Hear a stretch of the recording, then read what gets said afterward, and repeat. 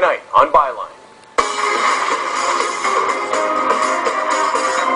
Do we accept the stoning of adulterers in Canada? What about cutting off the hands of thieves? A mosque in Toronto says these punishments are still acceptable in this day and age. How much multiculturalism are we willing to accept in Canada? That's the topic of tonight's Byline.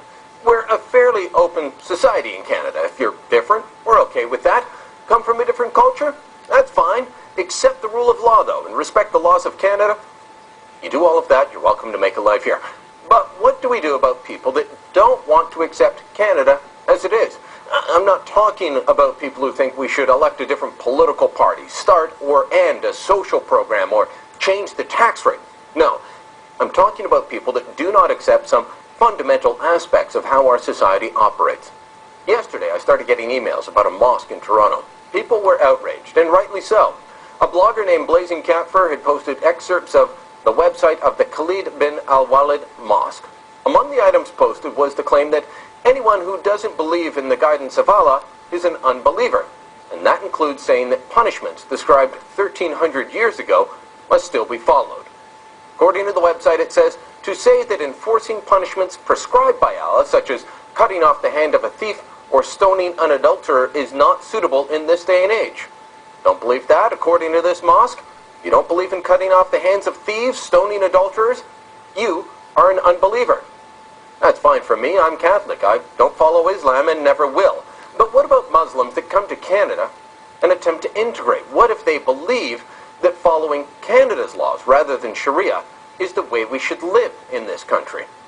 Then this mosque will label them unbelievers. According to many Muslim extremists, this is a crime punishable by death. Don't follow Islam or the right Islam in the eyes of the extremists, and they will say you should be put to death. Author Tariq Fatah, a Muslim himself who ardently defends his faith but also speaks out against Muslim radicals, has faced death threats for calling for integration into Canadian society.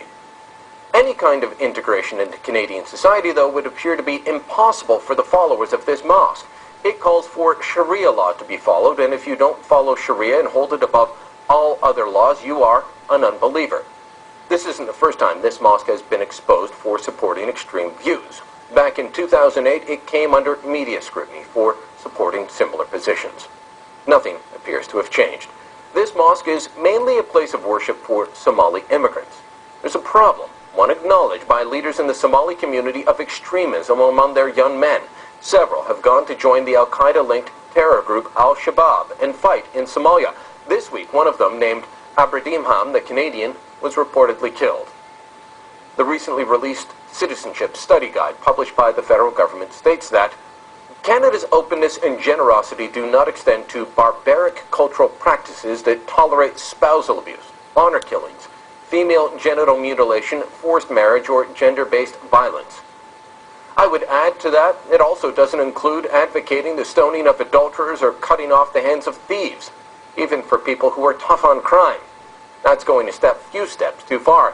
These practices have no place in Canadian society, and the mosque should either stop advocating such practices or relocate to a country that does accept them. And that's the byline.